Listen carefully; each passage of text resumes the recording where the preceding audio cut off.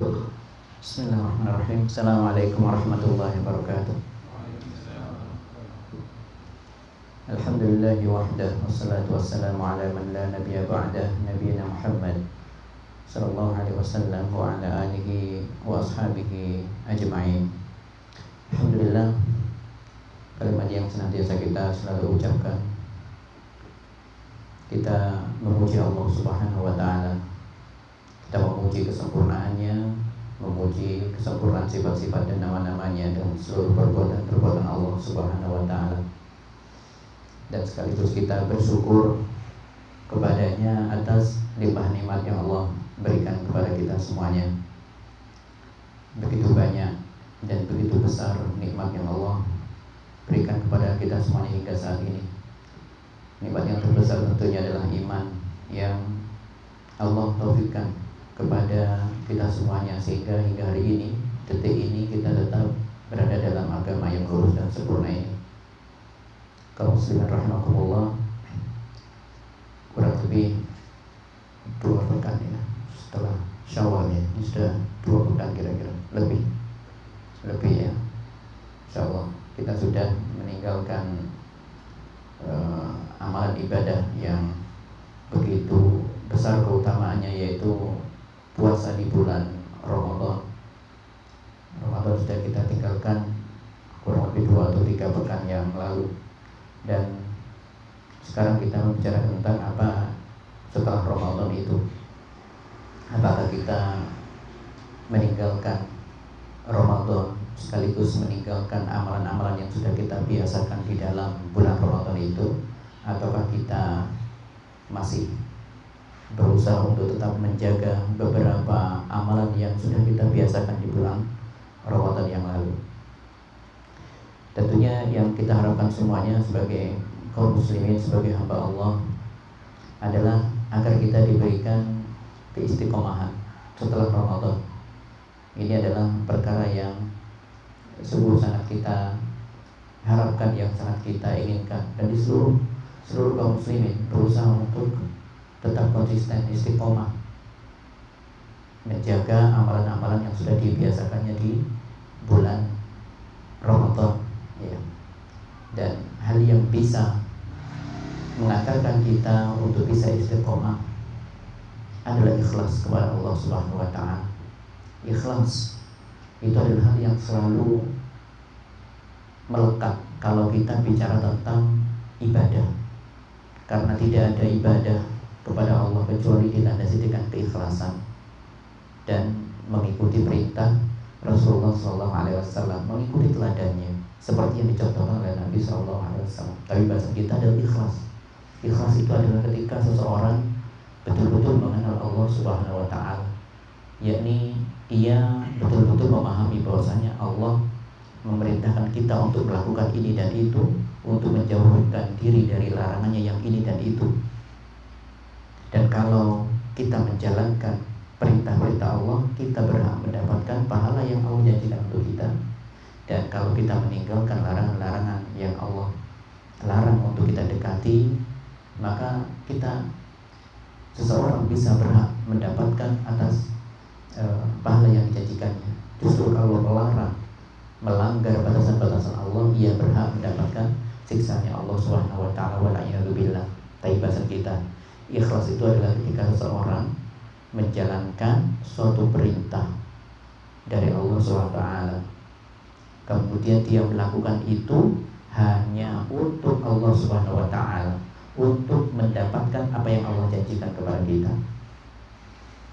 Jadi bukan melakukan suatu amalan ibadah dengan apa? Dengan menginginkan hal-hal selain itu. Misalnya ingin mendapatkan pujian dari orang, untuk dilihat orang lain, untuk mendapatkan kedudukan yang mulia di masyarakat, maka itu bukanlah ikhlas. Kaum muslim rahimakumullah, ikhlas ini adalah kata kuncinya. Kalau seseorang betul-betul mempersembahkan, mengabdikan dirinya hanya untuk Allah Subhanahu wa ta'ala, melakukan apapun dalam kesehariannya itu lillahi ta'ala ya, di bulan Ramadan dan pasca Ramadan, setelah Ramadan tetap berada dalam keikhlasan, maka itulah nanti yang bisa mengantarkan seorang istiqomah. Kaum muslimin rahimakumullah, kondisi bulan Ramadan beda dengan di luar bulan Ramadan. Allah memanglah yang berhak menentukan mana di antara bulan-bulan yang ada, di antara 12 bulan yang ada itu yang memiliki keistimewaan sendiri-sendiri. Itu Allah memiliki hak untuk itu. Wa rabbuka yakhluqu ma yasha wa yakhtar. Sungguh Allah Tuhanmu lah satu-satunya ya yang menciptakan sesuatu dan bebas memilih apapun. Allah menciptakan hari, bulan, ya, itu Allah yang menentukan, Allah yang menciptakan, maka dia bebas memilih mana di antara 12 bulan yang ada itu memiliki keistimewaan masing-masing. Ya, tidak semuanya memiliki keistimewaan yang sama. Sama dengan Ramadan. Ramadan memiliki keistimewaan yang tersendiri, ya, memiliki keistimewaan sendiri. Sedangkan di luar Ramadan maka tidak seperti keistimewaan di bulan Ramadan itu sendiri. Maka sekali lagi tidak sama semangat beribadah di Ramadan dengan di luar bulan Ramadan. Itu adalah hal yang lumrah, hal yang wajar, karena memang keistimewaannya sangat tinggi di bulan Ramadan. Ya, tidak bisa disamakan, tidak bisa disamakan. Beda keutamaannya, beda keberkahannya, beda rahmatnya. Bukankah apalagi di malam-malam Lailatul Qadar tanazzalul malaikatu wa ruhu fiha bi'izni rabbihim min kulli amrin salam.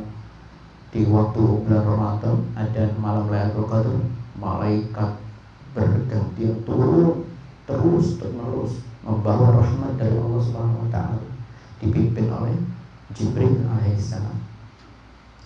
Di luar itu maka tidak, ya, di luar itu maka tidak. Kemudian di bulan Ramadan, wa nada munadi ya baghiyal khair aqbil wa ya baghiyal syarr aqsir. Wahai orang yang suka dengan kebaikan, ayo sambut kebaikan, perbanyak kebaikan di bulan Ramadan. Itu ada yang membisiki, ada malaikat yang membisiki itu atas perintah Allah Subhanahu wa taala. Makanya di bulan Ramadan orang-orang semangatnya begitu besar bagi orang-orang yang mendapatkan rahmat dan petunjuk dari Allah Subhanahu wa taala. Mereka menyambut Ramadan dengan semangat yang tinggi, karena memang ada yang menyerukan sesuatu yang gaib, para malaikat yang menyerukan. Wa yabghiya syarri aksir, yang masih suka bermaksiat, ayo hentikan, jangan lakukan ini, jangan lakukan itu. Itu ada yang membisiki di bulan Ramadan. Di luar itu tidak ada. Siapa yang membisiki? Tidak ada. Makanya memang beda semangat, kemudian nuansa ibadah di bulan Ramadan dengan di luar bulan Ramadan. Namun demikian bukan berarti lantas kita meninggalkan apa yang sudah kita lakukan di bulan Ramadan. Kita mengisi malam-malam selalu dengan tarawih. Itu adalah yang mulai tarawih itu. Ya, hanya saja ia diawalkan. Kemudian di bulan Ramadan setiap dari kaum muslimin berusaha untuk mengisi hari-harinya dengan baca Al-Quran, ya, dengan berbuat kebaikan, dengan bersedekah dan seterusnya. Dan Allah memang mengkondisikan hamba-hambanya di bulan Ramadan itu untuk melakukan kebaikan. Lihatlah hal yang paling mudah, kita ketika berpuasa disunahkan untuk sahur. Tasaharu fa inna fis sahuri barakah. Bersahurlah kalian semuanya, karena di dalam sahur itu ada kebaikan, ada keberkahan. Makanya kaum muslimin sebelum waktunya, sebelum terbit fajar semuanya sudah bangun. Kalau misalnya subuhnya jam 4, maka biasanya bangun setengah 4 atau jam 3. Lebih dulu bangunnya, siap-siap mau makan. Kemudian mengisi dengan kebaikan, melaksanakan perintah Allah. Allah yang perintahkan itu melalui lisan Nabi sallallahu alaihi wasallam, bersahurlah kalian. Dia melakukan sahur. Ketika sudah azan, maka dia bergegas segera berwudu, menyempurnakan wudunya, kemudian menuju ke masjid. Dikondisikan orang-orang yang tidak pernah ke masjid, bisa jadi di waktu Ramadan itu gemar ke masjid. Jadi subhanallah, semuanya dikondisikan oleh Allah dengan sedemikian rupa, sampai sholat subuh bisa ke masjid itu sebuah prestasi. Namun di luar Ramadan ada yang masih menjaga itu dan ada yang kembali ke kebiasaan lamanya. Bangunnya sudah mulai menunggu ayam jantan berkokok, sudah mulai menunggu matahari terbit baru bangun. Akhirnya tidak sholat, ke masjid berjamaah. Ini khusus kita bicara tentang para kaum laki-laki tentunya, karena yang lebih berhak untuk ini adalah bahkan sebagian ulama mewajibkan sholat seorang laki-laki muslim itu di masjid secara berjamaah. Jadi itulah kaum muslimin rahimakumullah, dikondisikan orang yang di bulan Ramadan sebelumnya masih punya kebiasaan rokoknya jebol-jebol, di bulan Ramadan di stop mulai terbit fajar sampai maghrib, selama beberapa jam itu. Iya. Dan bahkan ada yang bisa meninggalkan rokoknya, lupa dengan rokoknya, alhamdulillah. Tapi kemudian ketika sudah Syawal, alhamdulillah, tidak ada penghalang lagi merokok lagi. Ada yang seperti itu. Ada yang bisa berhenti, ada yang belum mendapatkan hidayah dari Allah untuk berhenti dari rokoknya. Ya, itu adalah sesungguhnya hal yang sudah dikondisikan oleh Allah Subhanahu wa taala, berisi kebaikan dan kebaikan. Berisi kebaikan dan kebaikan. Di bulan Ramadan semuanya dikondisikan untuk apa? Untuk menjauhi kemaksiatan apapun, menjaga pandangannya, nonton-nonton yang tidak bermanfaat dia tinggalkan. Tapi ketika sudah berlalu bulan Ramadan, masuk bulan Syawal, sudah mulai tidak menjaga lagi pandangannya, lisannya, pendengarannya. Waliyadzubillah. Allah berfirman dalam hal ini, mengingatkan, wala takunu kallati naqadat ghazlaha min ba'di quwwatin ankatha.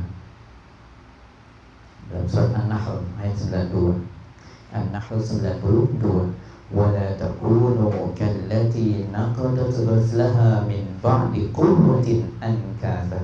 Jangan kalian seperti seorang wanita yang merajut benang, jadi benang dirajut sedemikian rupa sampai menjadi pakaian, perhiasan yang indah bagi seorang, sudah jadi pakaian yang bagus yang dikenakan, tapi kemudian dia uraikan lagi. Itu seperti orang yang sudah menghiasi dirinya dengan kebaikan-kebaikan di bulan Ramadan, menjadi perhiasan bagi dirinya, kemudian dia uraikan kebaikan itu, dia lepaskan kebaikan itu satu persatu. Jangan seperti itu, ya, jangan seperti itu. Itu bukanlah hal yang diinginkan oleh Allah Subhanahu wa taala, karena perintah itu perintah untuk bertakwa, perintah untuk menjadi baik, bukan hanya di bulan Ramadan saja. Tidak ada perintahnya la'allakum tattaqun khusus di bulan Ramadan saja, tidak ada. La'allakum tattaqun itu adalah agar kalian bertakwa sepanjang masa, sepanjang hayat, ya, sepanjang kehidupan, ya, sepanjang kehidupan. Maka kaum muslimin rahimakumullah, kita tadi selalu harus mensyukuri tentang kebaikan, kenikmatan yang besar adalah apa? Ketika seseorang itu tetap berada dalam keimanan dan istiqomah di atasnya. Jadi seseorang itu mendapatkan kenikmatan yang betul-betul nikmat, kenikmatan yang bukan kenikmatan yang semu. Nikmat yang hakiki adalah ketika seseorang beriman dan kemudian bisa tetap berada di atasnya. Istiqomah, bahasa kita itu istiqomah. Oleh karena Allah berfirman, innal ladzina qalu rabbunallah tsumma istaqamu fala khaufun 'alaihim wa lahum yahzanun. Sesungguhnya orang yang mengatakan dengan lisannya, dengan hatinya, bahwasanya Allah itu satu-satunya Tuhan kami, kemudian dia istiqomah di atas keimanan itu, maka dia dipastikan tidak ada rasa takut, tidak ada rasa cemas dalam hidupnya, dunia dan akhirat. Ya. Dia akan mendapatkan rahmat itu dari Allah Subhanahu wa taala. Namun di antara ulama menyebutkan, yakni Ibnu Rajab Al-Hambali rahimahullah taala, berkaitan dengan ayat tadi, innal ladzina qalu rabbunallah tsumma istaqamu. Orang yang beriman, alladzina amanu katsir. Banyak orang yang bisa mengucapkan kami beriman, rabbunallah, innal ladzina qalu rabbunallah, Tuhan kami adalah Allah, satu-satunya yang berhak disembah. Itu banyak yang bisa mengatakan itu. Tetapi walladzina qalu walakinna ahlul istiqamah qalil. Tetapi yang bisa istiqomah dalam keimanan, dalam ketakwaan itu sedikit. Jadi orang banyak yang bisa mengikrarkan saja dengan lisannya, tetapi istiqomah dalam ketaatan, dalam kebaikan, maka itu tidak banyak, sedikit. Jadi lebih sedikit yang istiqomah. Ya, beriman itu sudah bagus, tapi yang istiqomah lebih sedikit. Sekali lagi kaum muslimin, istiqomah itu hal yang penting. Karena Allah di dalam Al-Quran banyak mengingatkan kepada kita agar kita bertakwa. Walaqad wassayna alladziina utul kitaba min qablikum wa iyyakum an ittaqullah. Sungguh kami perintahkan kepada umat-umat sebelum kalian dan untuk kalian semua juga, bertakwalah kalian kepada Allah. Kemudian kita mendengar surat Ali Imran, sering kita dengarkan terutama di waktu khutbah Jumat, khutbah Id. Ya ayyuhalladzina amanu taqullaha haqqa tuqatih wa la tamutunna illa wa antum muslimun. Wahai sekalian orang yang beriman, bertakwalah kalian semuanya kepada Allah dengan sebenar bertakwa, dan jangan kalian mati kecuali dalam keadaan Islam. Siapa yang bisa tahu kapan kita mati, kapan kita dipanggil oleh Allah? Tidak ada yang tahu. Kematian, ajal, perkara yang gaib. Kalau orang tidak berada dalam keistiqomahan, ia ada dua kemungkinan. Ia tetap berada dalam keimanan atau bisa keluar dari keimanannya. Waliyahulillah. Ya, dia tetap berada dalam kebaikan atau dalam kemaksiatan meninggalnya. Waliyahulillah. Beda dengan orang yang istiqomah, dia tetap terus istiqomah. Futur sedikit langsung bangkit kepada Allah. Ya Allah, tolong aku sedang futur ya Allah. Karena memang tidak ada yang bisa istiqomah, tidak ada yang bisa terus menerus, pasti ada masa jedanya. Kata Nabi sallallahu alaihi wasallam, istaqimu walan tuhsu. Istiqomah kalian semuanya, tapi tidak akan kalian mampu. Ada masa nanti mengalami masa fatrah atau yang biasa kita kenal dengan istilah futur. Ya. Istiqomah perkara yang besar. Oleh karenanya Nabi SAW sangat gemar sekali mencontohkan dirinya pada istiqomahan. Dulu ada sahabat tabi'in namanya Alqamah bin Qais. Alqamah bin Qais itu bertanya kepada Aisyah, wahai Aisyah, apa sesungguhnya amalan Nabi SAW seperti apa sih? Apakah terus menerus dari pagi malam ibadah terus? Tidak. Intinya cuma satu, karena amaluhu dimah. Amalannya beliau itu, kata kuncinya adalah dimah, ajak, istiqomah. Makanya Nabi SAW sering berpesan atau pernah berpesan, ya, ahabul a'mal ilallahi adwamuha wa in qalla. Hal yang paling dicintai oleh Allah, amalan hamba yang paling dicintai oleh Allah, yang paling dicintai oleh Allah adalah yang paling ajak, yang paling tetap terus menerus dilakukan meskipun sedikit, tidak butuh banyak. Yang penting istiqomah, ya. Istiqomah itu yang dikehendaki di dalam agama kita, ya. Dan istiqomah itu diantara ulama menyebutkan, ini bukan hadis tapi pendapat ulama, kalau seseorang diberikan nikmat istiqomah, itu berarti menunjukkan ibadah sebelumnya yang dia lakukan itu diterima oleh Allah. Maka kalau seseorang berpuasa di bulan Ramadan, itu kesungguhannya, kejujurannya dalam ibadah, semangat dalam ibadah itu masih mengalir di bulan Syawal, Dzulqa'dah, Dzulhijjah dan seterusnya masih ajab, itu adalah salah satu indikator, salah satu tanda Ramadannya diterima oleh Allah. Maka dan terus kita berdoa. Ramadan adalah perkara yang berat, perkara yang besar. Selalu kita memohon kepada Allah meskipun Ramadan telah berlalu. Rabbana taqabbal minna innaka antas samiul alim. Ya Allah, terimalah ibadah-ibadah kami ya Allah. Ramadan kemarin kami ya Allah, terimalah. Itu setiap hari kita berdoa untuk itu. Berdoa seperti itu di sujud kita, di sebelum salam kita, ya setelah tasyahud, baca doa itu. Rabbana taqabbal minna, dengan redaksi yang seperti dicontohkan oleh Nabi Ibrahim sudah mencukupi. Tidak perlu menyebutkan Rabbana taqabbal minna siyama wa salat, tidak perlu, tidak apa-apa. Ikuti saja yang disampaikan Nabi Ibrahim alaihissalam sebagaimana yang termaktub dalam Al-Quran. Rabbana taqabbal minna innaka antas samiul alim. Selesai. Tapi dalam hati kita mengingatkan, ya Allah, puasa kami ya Allah, qiyamul lail kami ya Allah, bacaan Quran kami di Ramadan kemarin ya Allah, terima itu semua. Sedekah kami, zakat kami ya Allah, terima semuanya. terimalah itu semuanya. Maka ini kaum muslimin, itu adalah di antara apa? Di antara tanda diterimanya ibadah seorang. Ramadan tidak bisa dipungkiri, itu adalah ibadah, salah satu ibadah terbesar sepanjang tahun. Setiap tahun ketika seorang mendapatkan bulan Ramadan, maka dia mendapatkan kenikmatan besar. Bagaimana tidak? Seluruh amalan kebaikan di setiap hari di bulan Ramadan, ia pasti didasari dengan kesabaran. Dia melakukan itu dalam keadaan puasa. Subhanallah, beda ya. Orang yang sholat 5 waktu dalam keadaan puasa dengan dalam keadaan tidak puasa, beda.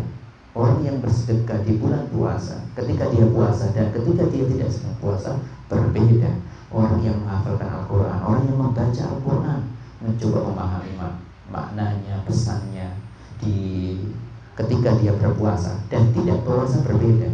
Bayangkan, jadi dia ketika orang berpuasa, ya, ia kemudian menimpalinya dengan ibadah-ibadah yang lainnya. Sesungguhnya dia melakukan ibadah di atas ibadah yang paling mulia, yaitu puasa. Tapi namun demikian bukan berarti sholat wajib itu dikalahkan dengan puasa Ramadan, tidak bisa. Selamanya sholat wajib tidak bisa dikalahkan dengan apapun, tidak bisa. Sampai dengan puasa Ramadan tidak bisa. Sebesar apapun puasa Ramadan, rukun kedua dalam agama Islam, pembuktian syahadat Allah ilaha illallah wa anna Muhammad Rasulullah, yaitu sholat 5 waktu. Oleh karenanya ketika orang sholat ketika di bulan Ramadan harus sangat memperhatikan sholat 5 waktunya, lebih berusaha khusyuk di dalamnya. Ya, karena memang sholat itu tidak ada yang bisa menggantikannya, tidak bisa.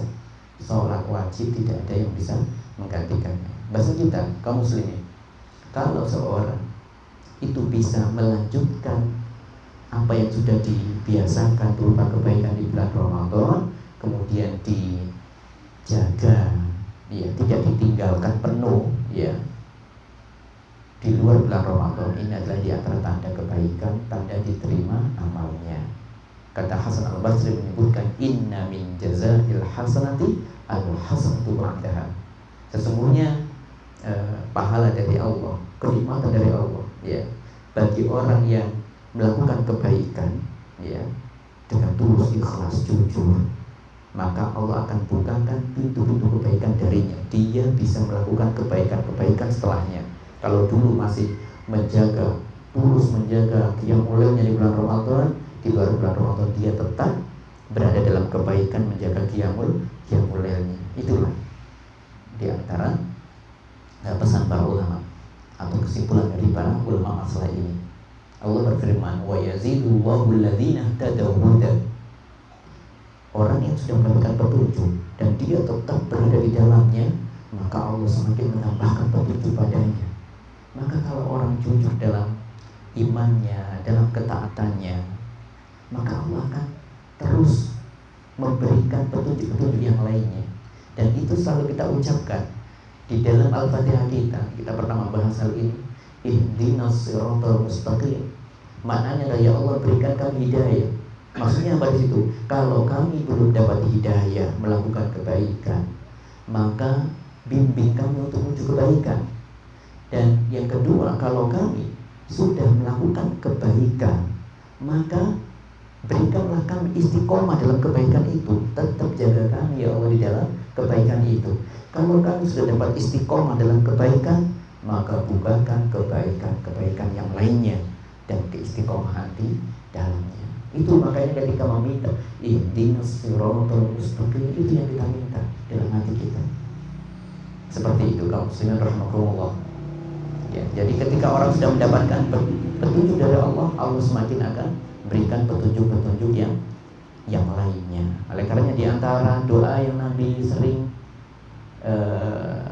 beliau doakan, yang beliau panjatkan kepada Allah, waj'alil hayata ziyadatan li fi kulli khair. Ya Allah, jadikanlah seluruh kehidupan hamba-Mu ini, aku ini, berisi kebaikan dan kebaikan. Waj'alil hayata ziyadatan li fi kulli khair. Dan doa seperti ini kalau belum bisa boleh menggunakan bahasa Indonesia, bahasa Jawa tidak apa-apa, dalam sujud tidak apa-apa. Dan yang ulama membolehkan itu. Ya, ketika kita belum bisa berdoa dengan redaksinya, tidak apa-apa dengan bahasa kita, dengan bahasa Jawa, bahasa Indonesia tidak apa-apa. Yang penting tetap berikan haknya sujud, yaitu misalnya sujud itu membaca pasti tasbih di dalamnya. Subhanallah, ada yang subhana rabbiyal a'la dan subhanallah bihamdika. Kemudian ada subhanakallahumma hamdika, apa itu, Allahumma firli, subhanadzil jabarut wal malakut wal kibriya wal azamah. Banyak doanya, tapi pasti tasbih. Sujud itu pasti tasbih. Pasti tasbih. Baru setelahnya diiringi dengan doa. Doa yang lainnya itu dibolehkan. Ya. Maka istiqomah. Ya, kalau ada orang diberikan keistiqomahan di luar bulan Ramadan, tadi disebutkan salah satu tanda diterimanya ibadah di bulan Ramadan. Dan sekaligus tanda itu menjadi tanda cinta Allah tetap mengalir pada hamba tersebut. Allah menjaga hambanya tetap dalam keadaan kebaikan. Jadi subhanallah, kalau ada orang istiqomah di luar bulan Ramadan, masih menjaga apa yang dilakukannya di luar Ramadan kemarin, sampai hari ini, sampai nanti, maka itu adalah tanda cinta Allah kepada, tanda cinta Allah kepada hambanya tersebut. Ya. Dan kalau hamba tersebut bisa merasakan cintanya Allah seperti itu, dia akan semakin tumbuh dalam dirinya rasa cinta kepada Allah. Maka ketika sholat dia cinta. Bayangkan orang kalau cinta seperti apa, akan melakukan apapun untuknya. Coba kalau ada orang yang suami istri misalnya, suaminya harus pergi ke jauh dari tempat yang jauh, kemudian nyampe kalau direncanakan atau jadwal tiba di rumah itu jam 2 pagi misalnya, padahal waktu tidur, apa yang dilakukan sang istri? Nyiapkan banyak hal sampai gak tidur, sampai ini. Cintanya seperti itu. Dia merasakan cinta dari suaminya seperti itu. Maka bagaimana dengan kalau misalnya dengan Allah Rabbul Alamin berikan hambanya keistiqomah, dia rasakan cintanya Allah, maka ketika sholat dia cinta sekali dengan Allah. Ada rasa takut, ada rasa harap kepada Allah, dan yang menjadi kepalanya adalah cinta kepada Allah. Ya, maka seperti itu. Jadi kalau orang bisa istiqomah di luar Ramadan, Qur'annya, puasanya, sholatnya, maka itu adalah pertanda yang baik. Dan bagaimana bisa orang sudah Ramadan 30 hari, 29 atau 30 hari itu dalam keadaan puasa dan diselingi dengan banyak ibadah, masa Syawal kemudian langsung putus total? Gimana ceritanya itu? Ya, seperti hal yang mustahil sekali, kok bisa putus total? Hal yang biasanya sering putus total itu waktu bulan Syawal hari pertama, lupa dengan sholat duhanya, sudah ribut sampai keliling sana keliling sini, bahkan ada yang meninggalkan apa itu seruan untuk ke masjid, waktunya adzan duhur tidak ke masjid, sibuk kula nuwun. Mana yang lebih penting? Kula nuwun bagus, silakan, tidak mengapa. Tetapi panggilan Allah nomor 1, laki-laki ke masjid. Kemudian di waktu malam biasanya tarawih Syawal hari pertama, dikira yang mulai sudah bebas di situ. Tidak boleh di situ, tetap kita dianjurkan untuk tetap menjaga qiyamul kita. Jadi sholat malam ya, tahajud atau witir, paling enggak tutup dengan witir. Biasanya di tanggal 1 Syawal itu banyak yang hilang ini. Biasanya ya, semoga di sini enggak ya. Tapi biasanya di luar sana lupa dengan, oh iya hari ini kan hari kemerdekaan, hari makan-makan gitu kan ya. Kemudian lupa, enggak ada sholat duha, enggak ada ke masjid, malam enggak ada qiyamul lail. Hari pertama sudah melupakannya. Ini masalah ini ya. Kemudian kaum muslimin rahimakumullah, hendaknya seorang itu intinya tidak melepaskan semua yang sudah dibiasakan di bulan Ramadan. Apalagi Nabi SAW menjanjikan dengan lisan beliau, tentunya adalah wahyu dari Allah, "Man shoma Ramadhana tsumma atba'ahu sittan min Syawal, fakana kasiyami dahr aw kama qala." Barang siapa yang puasa sebulan penuh, harus jangkep dulu Ramadan. Ya, jangkep dulu Ramadan, Tsumma atba'u sittan min Syawal, kemudian baru melanjutkan dengan 6 hari di bulan Syawal. Tidak harus berurutan, tidak harus ngecer-ngecer, tidak apa-apa. Dalam sebulan ada Senin Kemis ada 3 atau 4 misalnya, langsung aja Senin Kemis tidak apa-apa seperti itu. Yang penting jumlahnya 6. Jadi syaratnya itu. Kalau ada yang masih punya hutang puasa, diselesaikan dulu.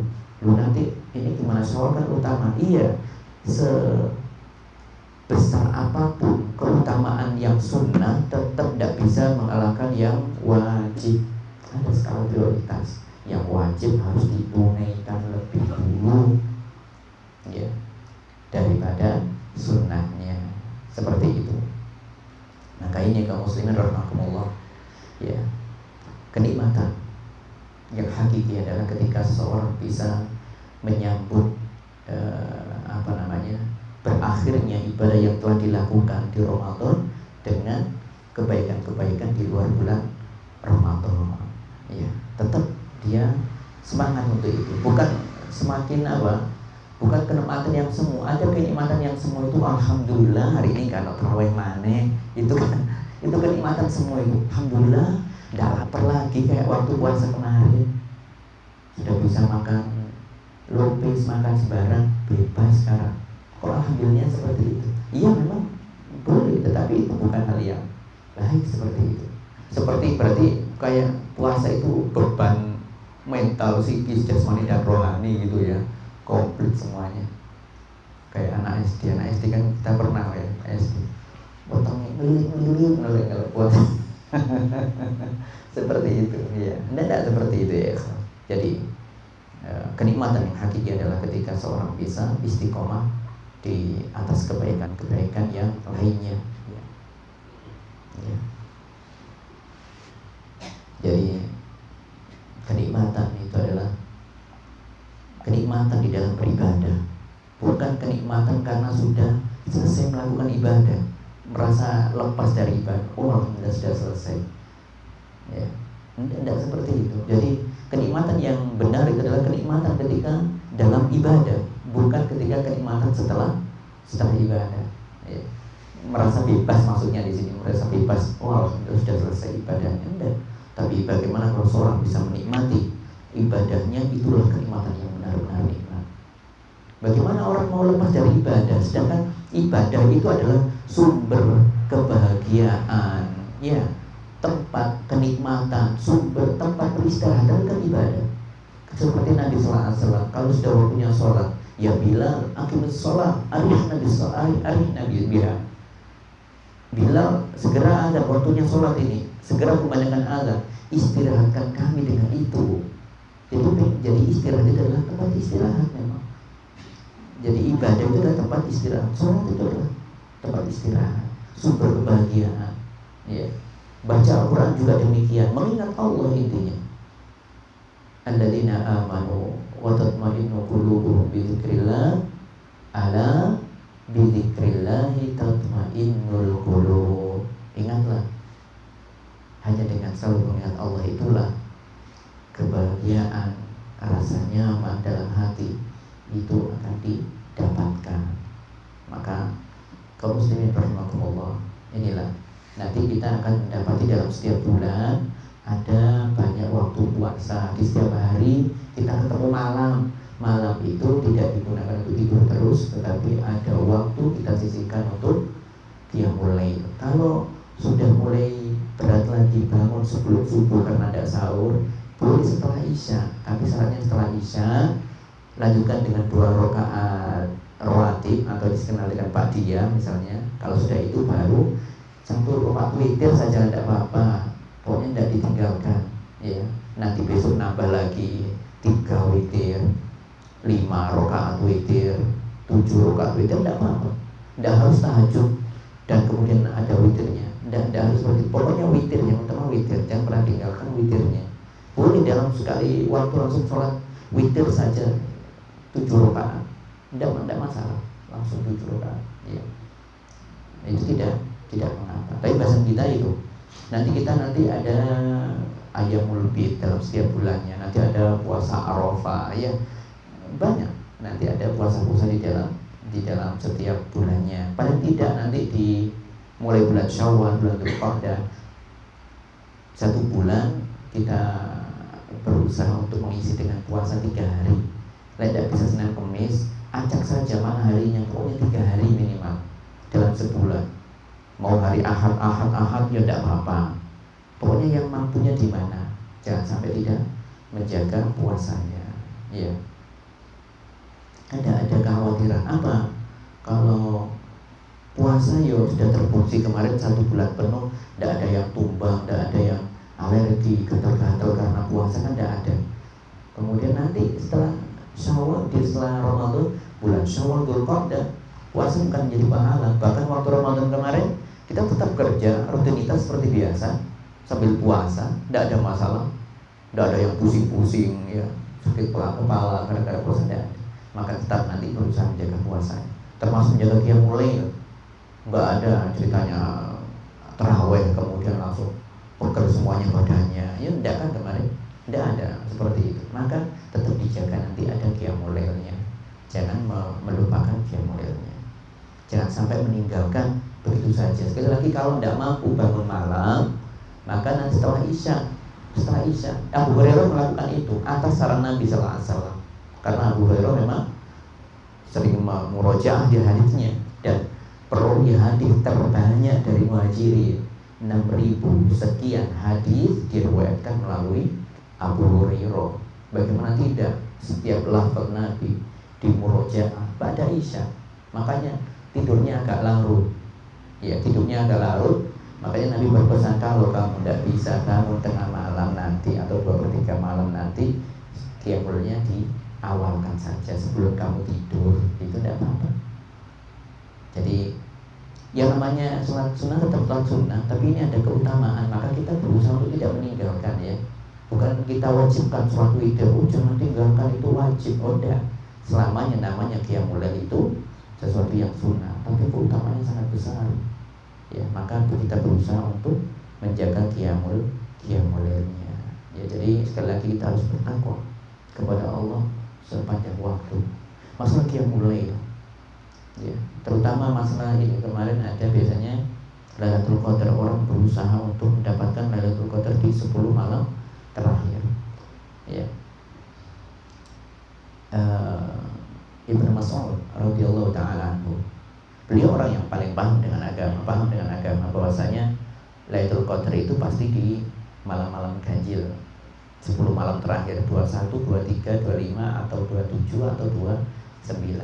Dia pernah mengatakan dalam sebuah asar, ya, man yakumil haul yusib lailatul qadar. Barang siapa yang menjaga qiyamul lailnya sepanjang hari, sepanjang tahun, maksudnya sepanjang tahun di setiap malamnya, berusaha untuk tidak lepas dari itu, dia nanti akan mendapatkan Lailatul Qadar. Dia tahu Lailatul Qadar tidak mungkin di luar bulan Ramadan yang 10 hari terakhir, tapi beliau mengatakan itu untuk menyemangati kalau orang sudah menjaganya dari sekarang, mulai Dzulqa'dah, Dzulhijjah, nanti kemudian sampai seterusnya, sampai Sya'ban, tetap yang mulai dijaga, nanti ringan insya Allah, dengan pertolongan Allah sangatlah ringan untuk mendapatkan Lailatul Qadar di 10 malam hari yang terakhir. Maka pesan yang tersirat dari pesannya Abdullah bin Mas'ud di sini adalah kejar Lailatul Qadar dari sekarang. Kejar dari sekarang. Sekali lagi, tidak ada Lailatul Qadar kecuali di bulan Ramadan. Tapi pesannya adalah kalau kita sudah menjaga qiyamul lail dari sekarang, nanti akan mudah seseorang untuk mendapatkan qiyamul lail itu, ya. Kembali kepada amalan hamba itu ada 2 ketika bulan Ramadan, ketika selesai bulan Ramadan. Jadi Ramadan semuanya diwajibkan untuk puasa, tapi ada 2 tipe orang. Ada yang fokus di Ramadan, amalan ibadahnya di-fullkan semuanya semaksimal mungkin, tapi kemudian tidak begitu semangat di 11 bulan yang lainnya. Bahkan seolah-olah amalan ini khusus untuk Ramadan saja, selepas Ramadan ya sudah saya tinggalkan, sudah ada qiyamul lail lagi, tidak ada tadarus lagi, tidak ada, ya, zikir pagi petang sudah tidak ziarah lagi di 11 bulan Ramadan, ya. Ada yang seperti itu. Ada yang satunya tetap menjaga itu semuanya. Seperti ini perumpamanya, ada seorang tuan misalnya, seorang majikan namanya, bos lah misalnya, bos perusahaan, ada 2 karyawan. Yang satu karyawannya rajin, ketika diberikan tugas, oh iya di bulan puasa ini lakukan ini, dia melakukan itu semuanya maksimal. Tapi dia memang ingin mengambil pahala itu kalau sudah dia selesai meninggalkannya. Saya sudah menjalankan ibadah pekerjaan ini selama 1 bulan, mana upahnya? Diterima langsung dia pergi. Bosnya juga senang aja, dia sudah melakukan itu. Tetapi yang orang yang kedua beda. Orang yang kedua adalah ketika dia melakukan itu ya di bulan Ramadan, melakukan dalam 1 bulan tugasnya itu dengan senang hati ya. Kemudian ketika sudah mendapatkan upah, dia tetap menjalin komunikasi dengan bosnya. Iya, gimana tuan, saya melakukan ini, saya senang. Ada komunikasi berlanjut setelah bulan itu sudah mendapatkan upahnya. Tentu kasih sayang bosnya kepada ini jauh lebih besar daripada yang pertama tadi. Sama dengan Allah juga seperti itu, ya, akan lebih suka dengan hamba-hambanya yang tetap menjalin hubungan dengan Allah Subhanahu wa Ta'ala, tetap istiqomah, ya, tetap istiqomah, ya. Sudah ada ini, ada dulu aja ya, saya sebentar lagi insyaallah. Silakan ada dulu, nanti saya lanjutkan sebentar lagi insyaallah. Alhamdulillahi wahdahu wassalatu wassalamu ala man la nabiyya ba'dah, nabiyina Muhammad wa ala alihi wa sahbihi ajma'in. Kaum muslimin rahimakumullah, kita lanjutkan sedikit tentang ikhlas yang menjadi sumber keistiqomahan seseorang.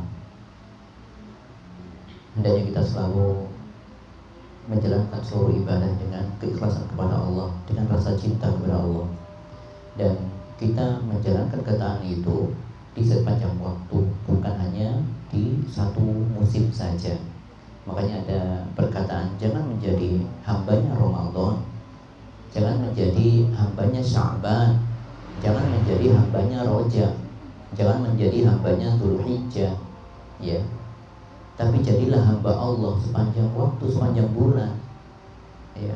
Karena ada orang yang semangat hanya di Ramadan saja. Bahkan ada yang bertanya, apa keistimewaan, apa lebih utama mana antara puasa antara bulan Ramadan dengan bulan Sya'ban, dengan bulan Rajab, dengan bulan ini dan itu?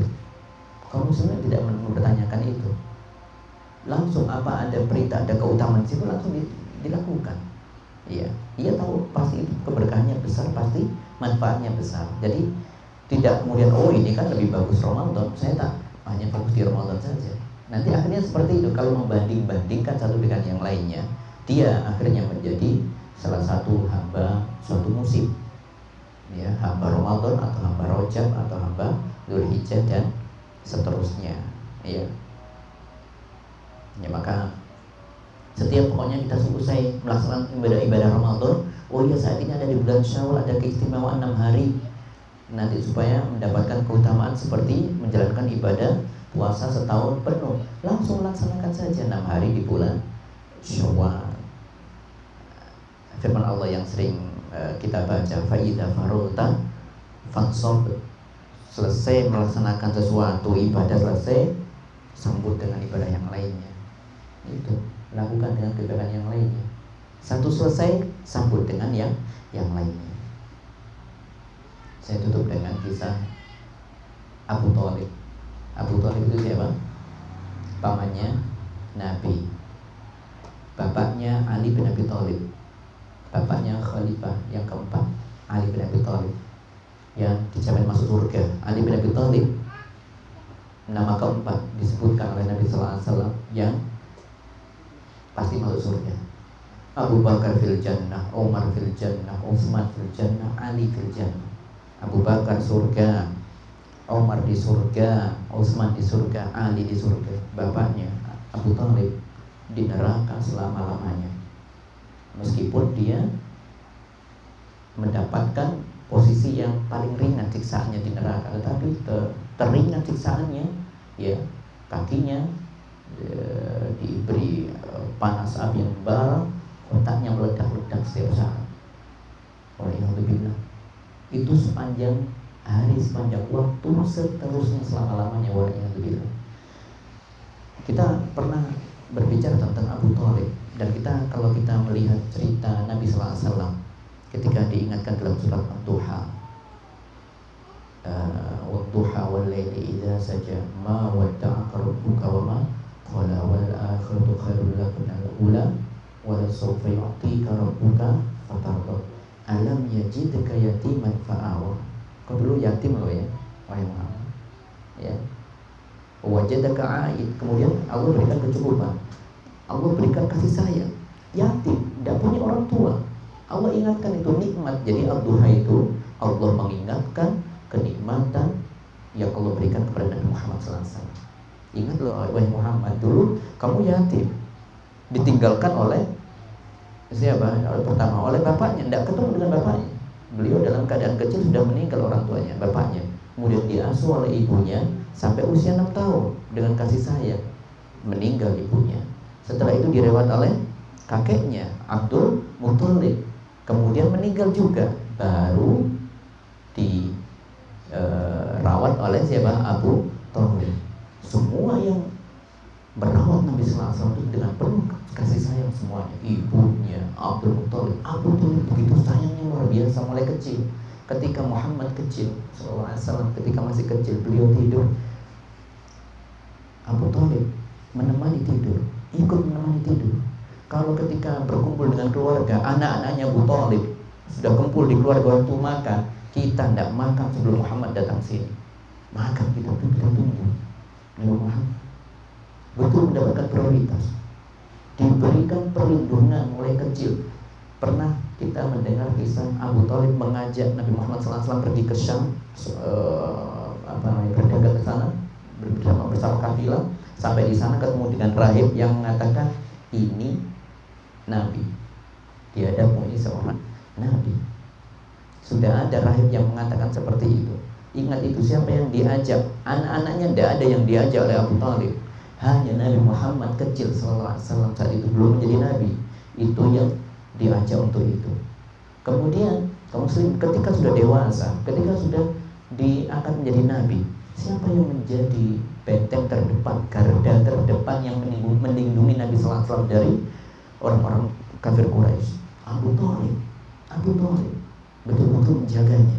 Tapi kemudian kita lihat ketika di penghujung kehidupan Abu Thalib, dia dalam keadaan sakit, kemudian dikelilingi oleh para pembesar Quraisy.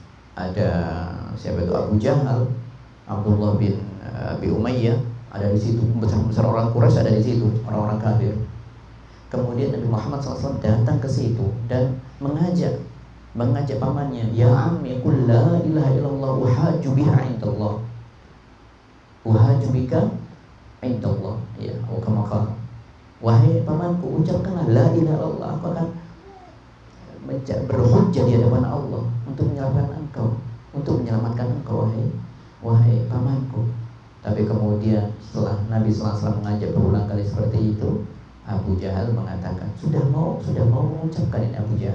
Abu Thalib sudah mau bersyahadat. Tapi kemudian Abu Jahal mengatakan, ya Abu Thalib, atarghabu an millati Abdul Muthalib, kau tidak suka lagi dengan nenek agamanya nenek moyangmu Abdul Muthalib. Seperti itu. Akhirnya apa? Beliau atau dia mati dalam keadaan kafir. Kemudian Nabi sallallahu alaihi wasallam berusaha untuk mendoakan, la astaghfirullah, saya akan memohonkan ampun kepada Allah untukmu. Tapi kemudian dapat teguran dari Allah, tidak boleh seorang nabi, orang yang beriman, an yastaghfiru, untuk memohonkan ampun lil musyrikin, untuk orang-orang musyrik, tidak boleh. Kemudian juga turun ayat, innaka la tahdi man ahbabta, sungguh wahai Muhammad, kau tidak bisa memberikan petunjuk kepada orang lain, walakin Allah yahdi may yasha, karena sungguhnya hanya Allah lah yang bisa memberikan hidayah taufik itu. Tapi bahasan kita ada penutup ayat itu, wa huwa a'lamu bil muhtadin, dan hanya Allah lah yang tahu, yang paling tahu dengan siapa orang yang berhak mendapatkan petunjuk. Artinya Allah lebih tahu apa isi hati Abu Thalib selama melakukan kebaikan-kebaikan untuk Nabi Muhammad. Kita melihat dari apa yang dikatakan dalam sebuah riwayat, Abu Thalib pernah mengatakan, saya bacakan hadisnya, laula an yu'ayyiruni Quraisy atau laula an tu'ayyiruni Quraisy yaquluna innama hamalu ala dhalikal jaza' la aqrartu biha 'ainak. Kalau bukan karena kekhawatiranku terhadap orang-orang Quraisy yang nanti mencelaku kalau aku mengucapkan kalimat la ilaha illallah di hadapan mereka, saya khawatir itu. Saya khawatir dicela, nanti gimana kedudukanku di mata masyarakat. Jadi akhirnya inilah yang menghalangi dia untuk berucap la ilaha illallah. Ini ikhlas atau bukan? Bukan ikhlas namanya ini. Melakukan sesuatu karena selain Allah, dia melakukan sesuatu untuk mendapatkan kedudukan. Maka dia ini Abu Thalib adalah hambanya kedudukan, hambanya sum'ah. Dia kan ingin didengar baik di hadapan orang-orang Quraisy, di depan Abu Jahal. Oh, dia istiqomah di atas agama nenek moyang kita, ya, dalam kesyirikan, ya, kan seperti itu. Jadi itulah kenapa ayat tadi kuncinya, wa huwa a'lam bil muhtadin. Allah lebih tahu, maha mengetahui siapa yang berhak mendapatkan petunjuk. Allah tahu setiap apa yang ada terbesit dalam hati seseorang. Apa penghalangnya dia tidak mendapatkan surganya Allah karena dia mengucapkan la ilaha illallah? Yaitu tidak ada keikhlasan. Itu poinnya. Maka kita memohon kepada Allah agar selama hidup kita sampai ajal jemput nanti, Allah menjadikan kita termasuk hamba-Nya yang ikhlas, melakukan sholat hanya untuk Allah, melakukan ibadah apapun hanya untuk Allah, berbuat baik dengan keluarga hanya untuk Allah, kepada anak-anak hanya dengan untuk Allah, berbaik kepada tetangga kita lakukan untuk Allah semuanya, untuk mendapatkan apa yang dijadikan oleh Allah.